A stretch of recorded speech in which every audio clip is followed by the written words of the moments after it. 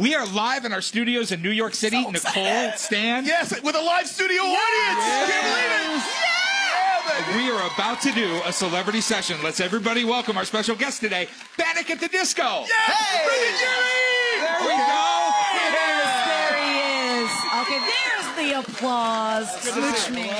How are you? How are you? Hey, honey. What's up, baby? First of all, is there anyone, have you ever met anyone in your life that's happier than Brandon Urie? I mean, honestly. At all times. Are you ever in a bad mood? I need to know. Are you ever? Yes. Always, all the time.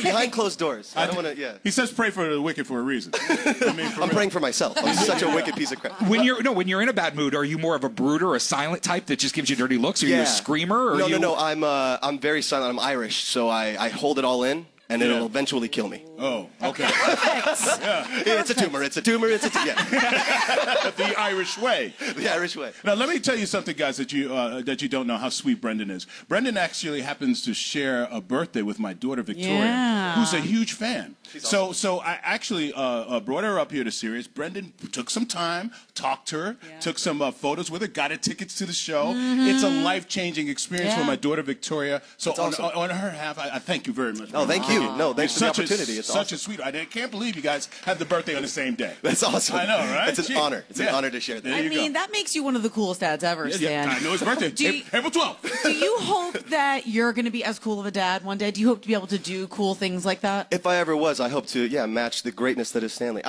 Listen, I don't plan on having kids now, but who knows? Who knows what's going to happen? Mistakes happen all the time. Hey guys, some of you out there, maybe you're a mistake. I mean, we love you. Were you? Absolutely, absolutely. I'm the youngest of 5 kids, and the biggest gap, it's like 11 years. So you were a whoopsie daisy. That was not planned. Yeah. Fat whoopsie daisy. But you said the word now in there. You're not planning on having kids now, which means that at one point you are.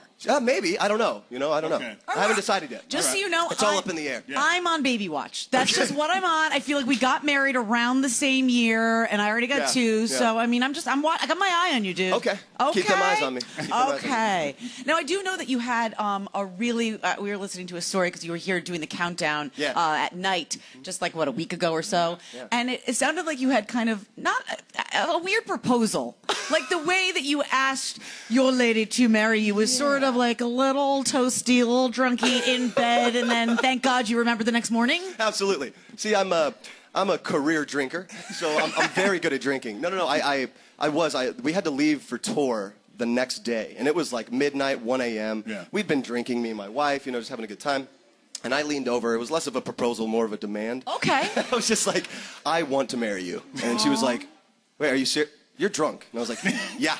But I want to marry you. And then she's like, I'm going to test this again in the morning. So we made that pact at night. And then we woke up. She's like, do you remember what you said? I said, absolutely. And then I got down on a knee. And then I said, I definitely want to marry you. Will you marry me? Oh. And it was great, That's But then sweet. it sucked because I had to go to the airport. And I was gone for like 3 weeks.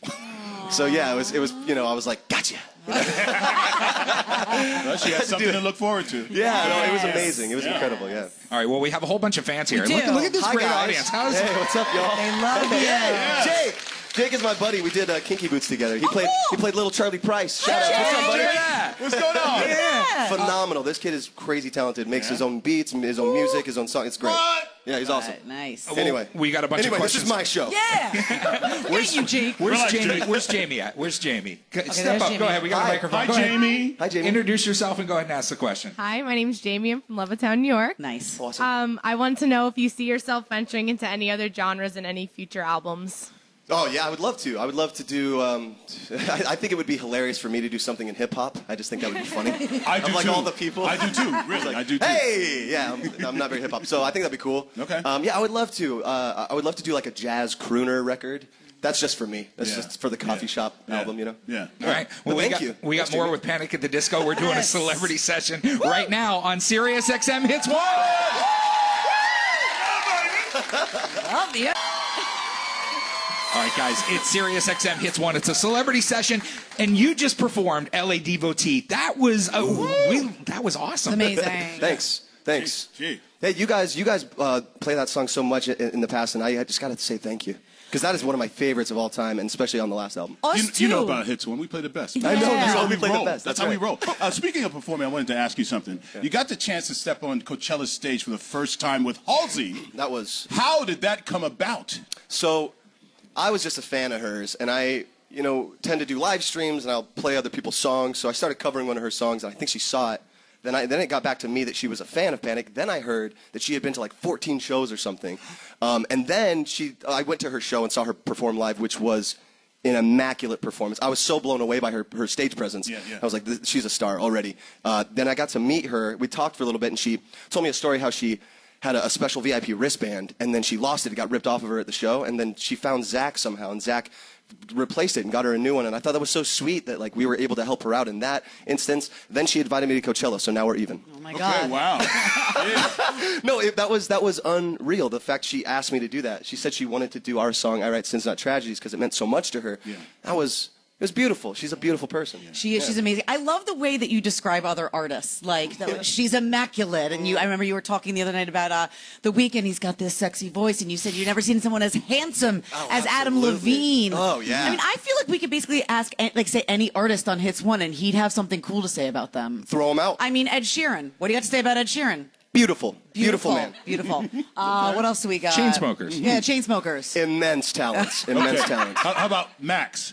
Max? That's the homie. Yes, Max is the homie. Yeah. There you go. Yeah, there's little. I guess I do have like those little key words that I use. Like, oh yeah, that's the homie. You're perfect. Ed Sheeran, beautiful. Yeah, that's great. No, you got to perform in your hometown too for the Stanley Cup Finals for in Las Vegas. Oh man. On the fountain, Bellagio, the fountain. And it got us soaked. Oh really? Yeah, it malfunctioned. Well, it didn't malfunction. The wind malfunctioned. God malfunctioned on us. So we were on this barge performing, and right as soon as the first wave of water hits and goes up in the air, it's so tall. I remember right at that moment seeing the flag on the boat go and like shift the wind, and it just hearing the wave. Time slowed down for a second, and I thought about the field trip I took in elementary school where I went down to the Bellagio, and we're sitting there, and they're like, every minute there's about 900,000 gallons of water. Like this whole thing, and I was just like, 900,000 gallons, oh God! And it was like, ah! It just came down on us. It looked like a mist, but it did not feel like a mist. We got soaked, and then we had to play the song 3 more times just to get it.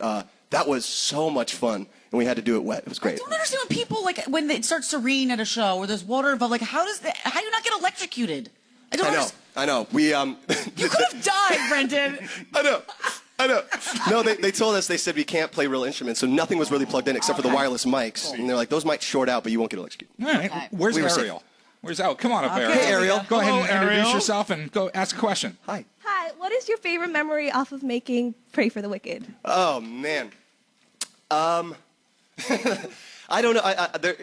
It was the way I wrote this album was very chilled. I don't like to work hard. I'm very lazy, so I like to work smart. So I basically just invite my friends over to my house, and we'll just hang out. We'll swim.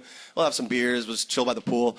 And then if we feel inspired, we'll jump in. I'll be like, hey, I have a beat, and you want to hear this? And then we'll kind of work that way. But I never like to overwork. So one time, my friend Sam Hollander came over, and my other friend Jake Sinclair, and I was in a different mindset, I'll say that, on some herbal refreshment. So I was watching all of these interdimensional videos like Carl Sagan, space-time, all this stuff, and I started spouting out all of this nonsense about quantum theory that I thought I knew, and I didn't realize that for like 2 hours my buddy Sam Hollander was just taking notes, and then a week later he shows up, he's like, hey man, I got some lyrics for you, and that's what became King of the Clouds on the album. It was just crazy. Yeah, I was spouting it. Verbal vomit, that's what I call it, verbal vomit. And Thanks, Ariel. You're going to perform for us again. Yeah! Yes. Without vomiting. Yes. No puke this time. You're going to do High Hopes. You want to tell us anything about it? Oh, yeah. That song was actually the first one written for this album, not knowing it was going to be on the album. We did that song about 3 months before I left to go do Kinky Boots. So it was before Broadway, and when I got back, when I had that hook, it was written by our friend Ilse, and it just hit me, it hit home to me. It was just like, I relate to it so much. That's exactly how I felt. When I was a kid, I would make cardboard cutouts of guitars and put like yarn around it and stand in front of the mirror. I was like 7, 8 years old and just be like, I'm a rock star, you know what I mean? Just like believing I'm that superstar, living in that reality. And then looking back on that now, romanticizing that memory, and then being able to sit here and talk to you lovely people about something I created, that blows my mind. So it's really just a tack on of like, I can't believe I made it. I just got to keep my hopes all the way up. That's really what it is. All right, Panic at the Disco on the Morning Mashup. Celebrity session. Cool. All right, it's Sirius XM Hits 1. We are live right now with Panic at the Disco doing a celebrity session. Everybody in the crowd having fun here? You guys having a good time? having a ball. So fun. This is the way you spend your day, right? I love the high hopes. We're playing it on Hits One, as we do all your songs. Thank you. So, you guys are the best. You know how much we love you. We love you in Kinky Boots on Broadway. Thanks. We love all the things that you have seen you live in concert. Yeah. You're an incredible performer. Yeah. Thank you. When will I see you in a movie? Oh, man. Come on. I would love to. I would love to do a movie. I know you can do it. You know what I've always wanted to do is like an action film, like a Jason Statham movie. Okay. But I would also want to do the Foley sounds, like the Foley art. If you don't know what Foley is, it's like all the sound effects they would do and stuff. So if exactly. Yeah. So if I could be the Bruce Lee type guy and then be like, like do the weird British accent and stuff, I would love to do all of it. Okay. Will you be fighting potatoes? I'm going to use potatoes as weapons, obviously. Come on. Yeah. Okay. No, that video is awesome though. Like you almost kind of got to do a little mini action movie. I know, and you know what's so dumb is that what bugged me about that video is that I was making pasta and continental. You don't mix Italian and continental, you guys. What was I doing? Anyway, that's a food joke. So are you exhausted? Maybe that, I was just thinking about how you are such high energy. You're always in a great mood. Is that like you're turning it on because you're like on like running on fumes? Are you so exhausted? Does touring like take everything out of you? No, touring is rejuvenating in its own right. It's better than drugs. Okay. Performing on stage is the best high I've ever had in my life. There's nothing that comes close to performing songs you've written to a crowd that connects to it in some way, singing it back to you. It's just like such a meta understanding of who I think I am. Yes. But it's not necessarily ego. It's more just an appreciation for where I'm at. It's so bizarre. Yeah. Just goosebumps even thinking about that. Yeah, we had Dan Reynolds from Imagine Dragons. I love Dan. I grew up with him. Yeah. You did? Yeah, absolutely. We're both from Vegas. Long before either of you were superstars? Yeah, we both went to church. We were both in Boy Scouts. Yeah, I've known him for a long time. Oh my God, I love that. He's the homie too. He's a great guy. Yeah. Dan Reynolds, the homie. But he told us, he gets a little exhausted from touring sometimes. Sure. And like he said that recently he actually screamed the wrong city when he was on stage. Which I would imagine would happen. Like you're constantly traveling, you're jet lagged, and it's like, where am I again? That's the classic Spinal Tap. Hello, Cleveland! You're in Delaware! Like, no, you're not even in Ohio, bro! Yeah, it's so funny. Like, you think about that all the time, but that's why we have a great tour manager, Tony Marino, shout-outs. But he has the day sheet, so we go, wait, where are we? Yeah. Okay, yeah. Because literally, we just see a venue. You see the inside of the bus, inside of the venue. You don't really know where you are. And you're backstage, you just don't know. Okay, Cleveland, man, Cleveland, go! Where are we? Okay, Cleveland! Yeah, exactly. Where's Julie? Julie. Hi, Julie. Hi, Julie. Yeah. What's up? What advice do you have for aspiring young musicians? Ooh, great question. I just had to validate the question. Yeah. And best advice I can give is you got to have a passion for it. If you don't have a passion for it, don't bother. I mean, honestly, I only do this because I love it so much. If I didn't like it, I don't know how long I would be able to do it. Apart from that, I just spent the most time alone as a kid just working on my stuff because I wanted to play music so bad. So I would say just concentrate on that. Don't worry about what anybody else is talking about, your talents, your writing skills, your whatever, your poetry. Just keep going because you love it so much. Keep the passion, yeah. Right. Thank you, Julie. That's awesome. You guys want to hear another song? Are we into that? Yeah. You going to do Death of a Bachelor? Yeah, we should dedicate this to your wife because she's responsible. she killed the Bachelor. Yeah, she did. Yeah. All right. Death of a Bachelor. Panic at the Disco Celebrity Session with the Morning Mashup right here at Hits One. Woo! All right, it's Sirius XM Hits One. It's the morning mashup doing a celebrity session live with Panic at the Disco. This is so, anytime we work with you, we always have so much fun. Same. That's reciprocated. Absolutely. Yeah, I love you guys. I want to take a road trip with him. Right? Can we play that? Remind you of whatever city you're in. That's what we'll do. Well, we're besting through Cleveland. Hey! The thing I wanted to know from you is when did you realize you have the range that you have? Because sitting here talking to you, you have the perfect voice for my profession. You have a nice, deep radio voice. Thank you very much. But then you get up on stage and sing, and you nail the high note. Yeah. At what age did you realize I've got all that? I don't know. I don't think I found out until I was a teenager that, I would do stuff as like a trick, as just for fun when you're copying somebody. Yeah. But my mom sings that way. So my mom is a soprano, like super soprano, just really high. So I would mimic her as a kid. She would just walk through, just like, oh! Like my mom would just do that walking through the house, and it was so beautiful. So I would just mimic it. I'm just my friend Rob Mathis calls me a polymorph. Okay. So I really I try to just like a parrot. I just copy what other people are doing, try to make it my own. But I don't think I found out until I joined the band that I could that I could hit notes like that. Do you have weird vocal exercises? Like I feel like certain artists have like say really funny sayings that they say backstage. Do you guys want to see it? Oh yeah. Okay. So I learned this from Broadway. Actually, this is a brand new exercise. You have to pull your tongue out of your mouth. This is why it's hilarious. Right, so I can't wait for this.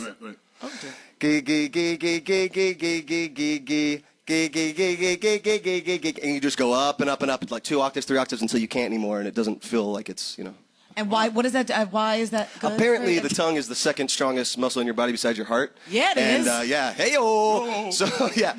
So, I guess... Saturday night. I'm sorry. My tongue is stuck.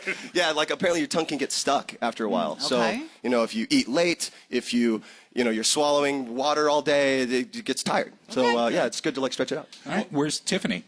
Tiffany, it's your turn, girl. What's up, Tiff? Hi, Tiffany. How you doing? So did being on Broadway influence the way that you prepare before a show on tour? It did, yes, just like that, amazing. That couldn't have worked out better, yeah. The tongue exercise, absolutely. And yeah, mentality-wise, I was so terrified. I almost didn't do Broadway. I almost canceled. I was so scared.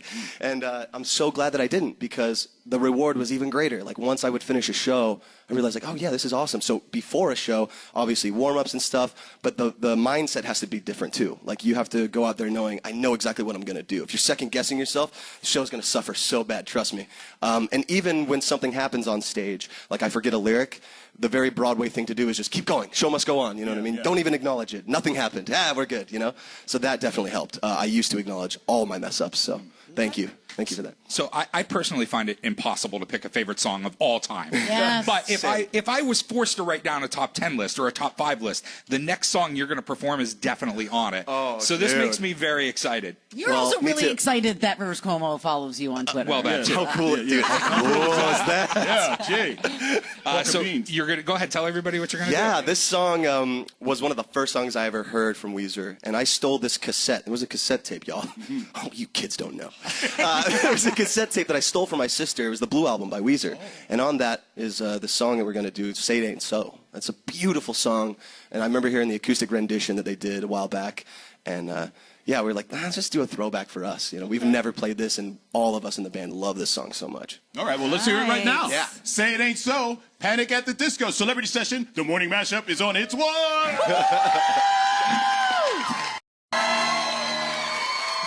All right, guys, it's Sirius XM Hits 1. We're doing a celebrity session. It's the morning mashup live with Panic at the Disco, Stanley T. Brendan, Nicole gave us a story. She told us that Floyd Mayweather had bought an $18 million watch. A diamond watch. Because you know what? Must be nice. That's necessary. Must be nice. So I started thinking about balling, and on your success. What's the most expensive thing you've ever purchased? Oh, the most unnecessary, like absurd thing. Absurd? Okay, let's go absurd. I bought a jacket in Japan for like $2,000, and that's just stupid. What did it look like? It was, I wouldn't even wear it today.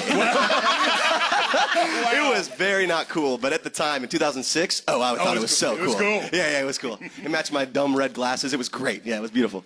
Oh, my gosh. Well, we got to do, go ahead. I just want to know, just give us a little bit more about the album. I just want to hear, I was told that this is all about the ups and downs of fame, and that it's like a real story, this album. It is. A specific song that talks about that, too, is Hey Look Ma, I Made It.